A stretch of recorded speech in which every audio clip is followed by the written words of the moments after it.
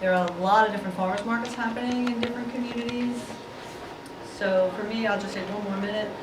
I had grown up in the Island Park, Long Beach area, and I moved away for a while. I got involved with farming, and in 2008 I moved home. And for me, as like a locavore or somebody who's a local foodie, I couldn't believe that I had to drive into New York City to get local produce or food at a good, solid market. So that's how the farmers market started in Long Beach. That's how LI Green Market came into fruition, really because I figured if I have to live around here, I think we should bring in some farmers and get people exposed to really eating fresh, healthy, and local produce. The other part of that is we preserve farmland at the same time. So it really creates a very win-win-win situation for us. Right? So we have three panelists with us today. We have the Honorable Laura Curran from the Baldwin District. Right? And we have Kathy Munch, and she's from the American Heart Association. Okay, and we have also Michelle. Michelle's from the Heart Association Okay. as well. I'm not a speaker. I'm in the wrong spot. She said I could sit here. This is a cozy room, it's okay. And Jen O'Connor from Council for a Strong America. Great. So I guess this is pretty informal. This is a nice, nice cozy group. I thought maybe the panelists would give their presentations, and then we would reserve some time for questions and other conversation at the end. If that's okay with everybody? Sure. Can we have everybody introduce themselves? We kind of get Absolutely. a This sense for is a nice group. Let's start with Kathy. Michelle Cabat, American Heart Association. Oh, David Stonehill, number of groups, including Hispanic Counseling Center. Hi, Liz Isaacson, Docs for Tots. Eva Poignet, I'm a social worker for Family Service League in Bayshore. Mitch Schwartz, President, Port Washington Chamber of Commerce. Scott Simon, I'm a senior graduating student at Hofstra University in the Sustainability Studies program. Lucas Zadas, County Planning and Regional Development. Ron Rowell, I'm a freelance writer and editor, formerly at the Newsday, but now I focus on aging and community issues. Hi everyone, my name is Danielle Asher. I'm the director of the Parent Leadership Initiative through the Child Care Council of Suffolk County. Joe Calderoni, Long Island Railroad Public Affairs. So want me to start? Sure. So my name's Laura Curran. I'm a Nassau County legislator serving the South Shore, mostly Baldwin, Freeport, a little Merritt. I see a constituent over there for Merritt. A little Oceanside and Rockville Center and South Hempstead as well. So since this is the Smart Growth Summit, I'll start by pointing out that smart growth really does solve, I'm probably speaking to the converted here already, solve so many of our regional problems, the stuff that everybody loves to complain about. Smart growth helps keep young people on the island, it creates jobs, improves the local economy to help lower property taxes, eases traffic, and is better for the environment and makes life more social and fun. And, I'll bring it to this panel now, it can also make us healthier by encouraging walking and biking, beefing up public transportation, cutting down on car emissions. And multiple studies show that people who are more social tend to be healthier, mentally and physically, and have longer lives. The smart growth movement is picking up momentum, but it's still taking too long in too many of our communities. Why that is the case is the subject of another panel. I won't bore you with that now. So in the meantime, what can we do right now to make our communities healthier? And I'm really glad you talked about the community gardens, because one thing we did in Baldwin was to create a community garden. The Baldwin Civic Association really took the bull by the horns, and they wanted to turn this parcel of county land into a garden. Luckily, as the county legislator, since this was county land, I could help make that happen pretty quickly. And as I look back on my very first year as legislator, this is one of the things that I'm most proud of. This is, yeah, you can come in, there's room. The Civic Association has grown vegetables for people to take home. They've hosted a wildly popular chestnut tree festival, conducted a composting workshop, which I went to, which was very, very interesting with the worms and everything, different kinds of worms for different kinds of soil, and turned the space into an interactive sculpture garden that kids can come and play. And among many other things, it's become a real hub of the community. And I'm also, along with my legislator job, I'm a yoga teacher, and I got to teach a couple of the early morning yoga classes in the garden, which was a real treat.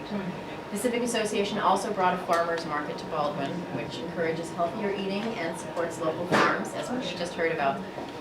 I'm also very excited that the county has just launched a complete streets traffic study for the main artery through Baldwin, which is Grand Avenue.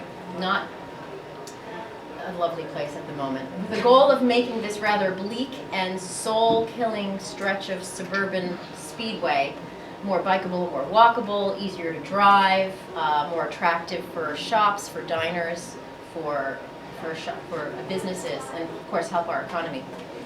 We can also push health through retail. I've just learned that Compare Foods is planning to open an organic supermarket in Baldwin. Blink Fitness chose to open its very first Nassau gym in Baldwin, and their opening was bigger in Baldwin than in any of their other sites. So with these two new businesses, it looks like we can start branding ourselves as a healthy community. One thing, and this might sound a little silly, but one thing that anyone can do to make your community a little healthier is to cut down on pollution by picking up trash. You don't need permission from the government, you don't need a license, you just need maybe some gloves and a plastic bag. And it's also very therapeutic. I love picking up trash. We have a little group that we started, kind of modeled on Adopt a Highway, where a company picks up trash along the highway. We each adopted a little parcel of street. Here we go, and we just make it our business to pick up trash there. I've also sponsored cleanups in some county preserves, the Brookside Preserve in my district on the border of Baldwin and Freeport. You would not believe the vice that goes on, the things that you find in these preserves. It's pretty interesting. And just yesterday, I did a tour of the Merrick Preserve south of Sunrise Highway. And this is one of the few wooded, sort of foresty areas left in Nassau County. And I'd love to work, part of it is owned by the state. Of course, this being Long Island, it's such a patchwork quilt of municipalities. Part is owned by the state, part is owned by the town of Hempstead, part is owned by the county, part of it's owned by the village of Freeport. But it would be nice to connect, this is a very long preserve, to connect all these together with some kind of bike path or something like that. It'll be difficult, it'll take time, but it's certainly doable. We can also make healthy communities through legislation.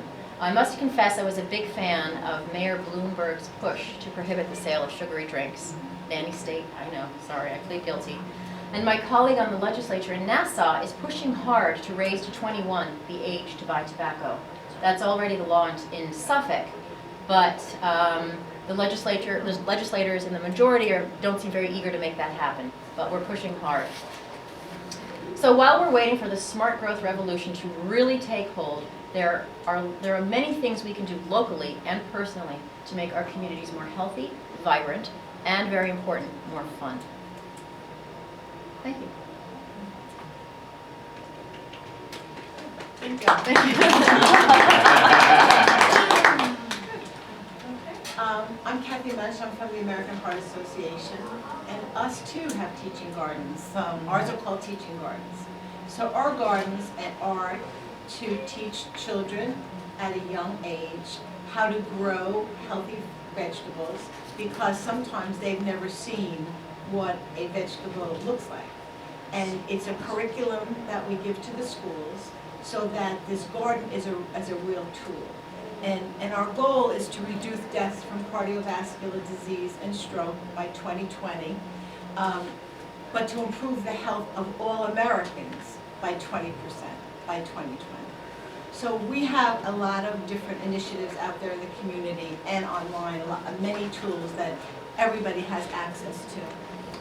Talking about being healthy, and we want our communities healthier, we have an award that is given from our National American Heart Association, and it's called the Fit Friendly Award. And the company needs to have certain criteria that they can fulfill to reach this award. So it could be they have a walking path, they offer healthy food options and their lunch, they offer gym membership or a discount or Weight Watchers. And then when you're a fit-friendly company, when you apply online this application, and if you're awarded, you're on our Start Walking website, your company's on there. You can use our fit-friendly seal on internal materials, so that when you're hiring somebody, you can say to that person, we're a Fit Friendly company. It's a way of you telling your employees, we care about your health, we want you to be healthy, and this is what we can do as a team. Because many Fit Friendly companies have walking paths, or they offer their employees, bring your sneakers to work. We have National Start Walking Day, which is the first Wednesday in February. And that again, we encourage that a company from the top up, an executive, get out there, encourage your staff to bring their sneakers to work and walk that day. Because it's another message sending, productivity increases when your staff is healthier and they're more engaged in what they're doing as a company. We have now, you can go online and it's Take the Pledge, and it's to reduce sodium in everybody's diets.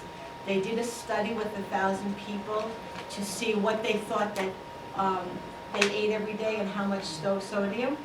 And everybody was over by about 1,000 milligrams, because 1,500 milligrams is really what is a recommended amount, but everybody is way over. So we're encouraging, all Americans to reduce the intake of salt. Our friends and family, CPR. There's a chair up there. It's all right. That's okay. Our CPR, anytime, friends and family, is a kit that somebody can learn CPR in 22 minutes. And you can teach someone, you can have that DVD and bring it home and teach your family. 80% of cardiovascular incidents happen in the home. So this is why we are such a proponent for CPR training in the schools. So by the time every senior graduates, they're taught CPR. And the governor has just signed this bill, but now we're waiting for the New York regions to approve that. But if that's the case, everybody is, in their communities, they're with their families, it's an important tool for everybody to have. So we have been advocating for this for many, many, many years, and it's finally seems to all be coming about. We just had National Healthy Eating Day, another awareness piece, so that, that was to bring back to your companies, bring into work that day healthy snacks, have more fruit, have more vegetables, have more nuts, so that people are more aware of kind of what they're supposed to be eating. And to go back to what you were talking about, childhood obesity, we want to encourage children in the schools and their families, to engage in physical activity and to eat healthy, limiting sugar, sweetened beverages. So again, on our website, there are tools for teachers to use that they can bring this curriculum to the classroom. We partner with the NFL, and it's called Play 60, and it's a challenge for every child to do some type of exercise for 60 minutes every day. And it's just a way of them knowing how important it is to exercise. So we do jump rope for hearts in the schools, and along with this jump rope for hearts, there's the component that exercise, and they're taught how important it is for them to exercise every day.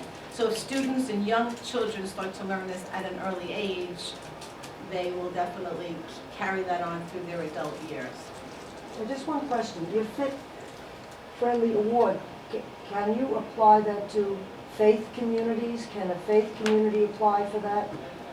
Like a church or a synagogue? Can we say we want a Fit Friendly Award? If you reach the criteria. No, I mean, in other words, anybody, any institution, because you said companies. Well, mostly companies are what apply, but if an institution reaches the criteria that's on, that you have to, Is there a blank there that says, like? It does, you can apply Okay. as long as you reach that criteria. Okay. So you have the layout there. and Yes, then- there's the application Thank you right very online. much. You're welcome. We're also working, starting to work with these food deserts, which there are many on Long Island, and that is nationally low-income areas significantly have more convenience stores and not access to healthy food options. So financing is a huge component to this, but there's a lot of benefits. There was healthy financing in Pennsylvania, and that was to bring healthy food access to over 400,000 Pennsylvania residents. And that then created directly and indirectly more jobs. So we're out there really working to keep our communities healthier, to raise awareness, and doing some of the similar, a lot of the same type of things where we'll have the same mission. Did I leave anything out? Quality initiative. Go ahead, you know something about Quality initiatives, we also are in the hospitals and in healthcare facilities. What we do is we measure the outcomes of patients. So there's a new mandate with hospitals that they have to get for people who are readmitted into a hospital after they have an incident. And what we've done is we have a program that has been developed, and it's to track a patient from the time they go into the hospital until the time they leave the hospital. What protocol is followed, make sure that this protocol is followed. And it's shown that these initiatives have definitely improved the outcomes. So we're really trying, we talk about healthcare. You know, people use it for sick care, use it for your health, take care of yourself, and all these initiatives and things that will help people stay healthy. Someone in the prior workshop I went to talked about grants that you offer or are offering in 2015. That's for the Yeah. the complete streets. Complete streets, yeah. The complete streets you were in? Yes. Yeah. And could you tell us about that? No. I don't know enough about it. It is a brand new initiative with the complete streets, so I don't have enough information to tell you. But if you give me your card, I'll find out for you and I'll let you know.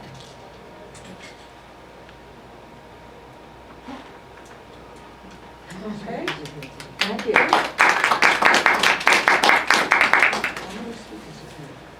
I have one next. Okay. Jen O'Connor, Council for Strong America. I'm going to talk more from a policy lens, statewide predominantly, but we do some national work. I'll give you a little bit of background. Council for Strong America is a national... I'm sorry, what's it called? Council for Strong America. Okay. We are a national organization. We have a New York State office. The idea is to leverage the voices of unique messengers around proven investments in children. So in New York State, we have what we call sibling organizations. We have 3 of those. One is Fight Crime, Invest in Kids. We have 248 law enforcement leaders who are members, as well as crime survivors. And from a health aspect, our Fight Crime, Invest in Kids members talk a lot about maternal, infant, and early childhood home visiting, and how if you invest in women during the prenatal period and children from 0 to age 5, you're going to have, first of all, from a law enforcement perspective, a decrease in child abuse and neglect, and from a health perspective, you're going to have fewer emergency room visits, less low birth weight babies, and the list goes on and on. Our Ready Nation business leaders, we have about 150 members across the state. They focus on the education continuum, but for health purposes. They do a lot of work around high quality pre-K and childcare, talking about the idea that if your child is in a high quality pre-K program, they are going to have any number of positive educational outcomes, but they're also going to show increased health outcomes. They're more liable to be insured, their families are more likely to be insured, and they're more likely to have a pediatrician and to miss fewer days of school because they're healthier. Our mission readiness is the last sibling, and that's retired admirals and generals. They talk about the fact that 75% of young people are ineligible for military service because they have either 75%. Jeez. So they've either dropped out of high school, they've had some sort of involvement in the criminal justice system, or they are deemed physically or mentally unfit. And the idea is not to get more kids in the military, but to make sure that more kids can succeed in whatever they choose to do. So they do talk a lot about our education initiatives, but they talk about childhood obesity, they talk about physical activity. So that's kind of who we are, and our strategy is that we have state staff who makes it easy for these unique messengers to be involved. We don't expect that this is going to be the day job of any chief of police, but we are, staff them to educate policymakers. So our members may do things like sign a letter to the governor, or they may come to Albany and do a meeting with the governor's office. They may testify at budget hearings. They may participate in a press event. We've done a couple of those on Long Island. And so the level of engagement is whatever they would like it to be. And we've seen that, our messengers, because they are kind of out of the box talking about kids' issues, they're not parents, they're not teachers, they're not childcare providers, their message resonates in a different way with policymakers. We have a number of chambers of commerce involved. Like I said, we have a number of law enforcement, and we're just starting to build up our retired military leaders. So our priorities in terms of health are, like I said, maternal, infant, and early childhood home visiting, and also high-quality pre-K and childcare, with the idea that if you build that strong health foundation in the very earliest years, not only does it carry through with kids throughout their lifetime, but it'll trickle down or trickle up, however you want to say it, to their parents and to their families. In terms of data and why little kids matter, we're looking at, by the age of 3, a 30 million word gap between the lowest income kids and the highest income kids. That's 30 million words that they're probably not going to get back. And that directly translates to how well they're going to do in school, and also then to how healthy they're going to be. You say 30 million? 30 million, yeah. So you've got Are families there on that many words in the welfare, English language? Maybe it's those words repeated, like, there's not 30 million words in the English language, right? 30 million. It's a lot of words. It's the amount The amount of You're words. spoken to.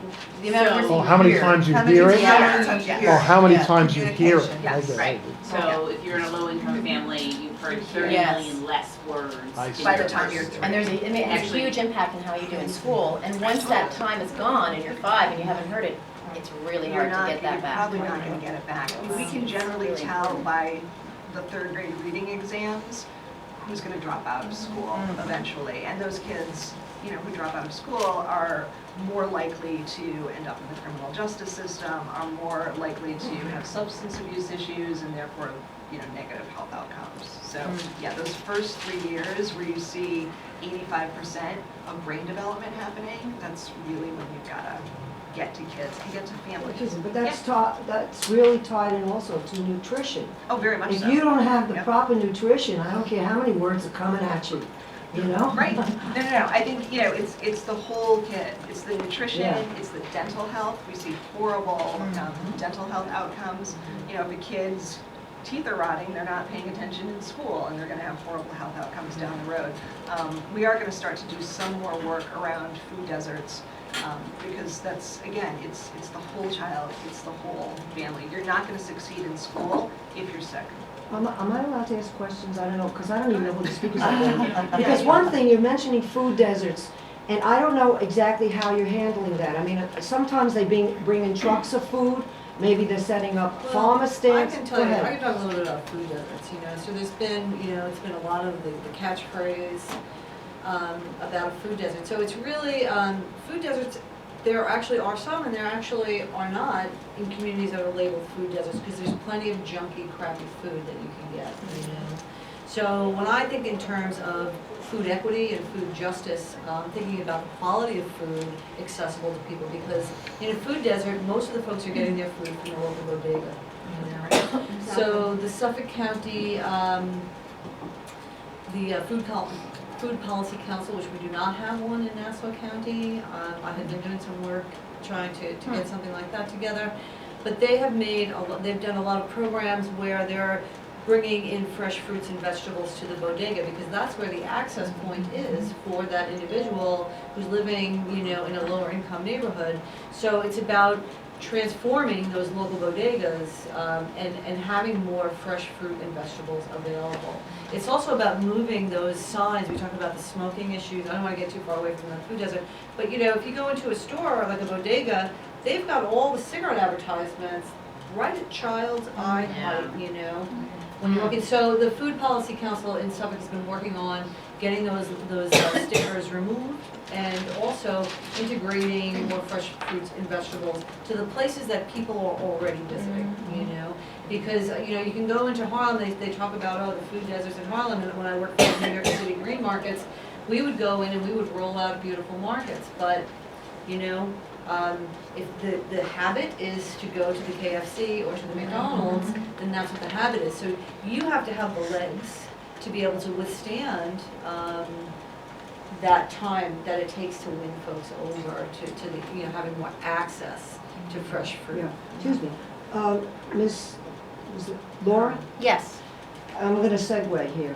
You mentioned organic supermarkets. Where are you getting your organic food from?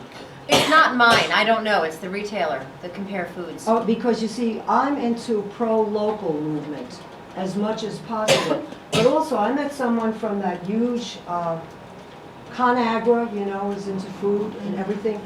And they said, and this is what the marketing person said, oh, we tried to sell organic food, but people saw blemishes on it, and they didn't want it. So apparently, Americans, you know, it looks pretty, they buy it, whether or not it's healthy, whether or not it's laden, you know, GMO produced. The point is, there is a movement now saying that you could sell this produce a little bit cheaper with the blemish, but also the marketing is needed to say that this is a healthier, which it is, because I grow organic food, product. In other words, it's an all-inclusive thing. That's a whole other area that there's been a lot of, you know, for me, I'm a former farm inspector from the New York City green markets, and I'm also a certified organic farm inspector, right? So in 2005, I did my inspector's training. There were only 75 allowable synthetics in the process of labeling something USDA organic. Today, can anyone guess how many allowable synthetics there are in the USDA program? Double. 1,200, more than double, okay? Because this is because, you know, our Secretary of Agriculture is a former Monsanto CEO, you know, and a lot of the regulations have been watered down so that competition for the Heinz company, for anybody who wanted to compete for the premium, you know, that you get from organic products, they diluted the standards so that it could be more accessible to large corporations. So when you go in, so for me, this is why I am such an advocate for small family farmers. Because even if I'm eating a conventionally grown apple from the east end of Long Island, the nutrition is when that was harvested. Right. So an apple in the supermarket is not from this year's harvest. It's from the previous year's harvest. And it's been held in cold stasis storage. And that's why when you bring a peach home from the, you know, from the supermarket, it will be like a rock, and then within a day, it's gonna be rotten.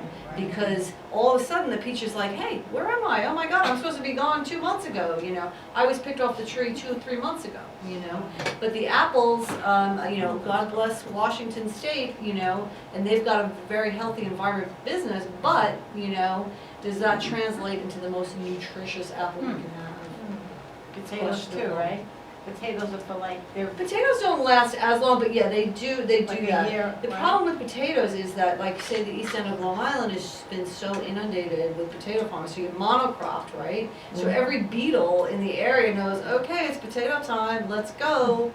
You know, they're gonna all be available. And that's what happens, like, in the farming industry, when you're not rotating your crops and you're just growing the same thing. Yeah. It's like a Killing the soil. monoculture. Excuse me, Bernadette, Yeah. what is the objective or aim of your food policy council? So for Nassau County, it would be nice. See, I'm in Nassau, but I want to know what's your objective. Maybe we could talk after. Yeah, so you know, the thing is, you know, I've just kind of run out of time. I get all involved with the season, but so now would be time. So what does Nassau County really want to achieve with the Food Policy Council? Well, we want to have a place where people can go in lower income neighborhoods who are experiencing food desert situations to say, okay, we need some help incorporating programs into our towns that, you know, we need it to be a decree, we need the local government to stand behind us and to help us access these local, you know, local options. So for me, I've come from an Irish descent, right? So I'll never leave me the whole famine thing, you know, because there was plenty of food being grown in Ireland at that time.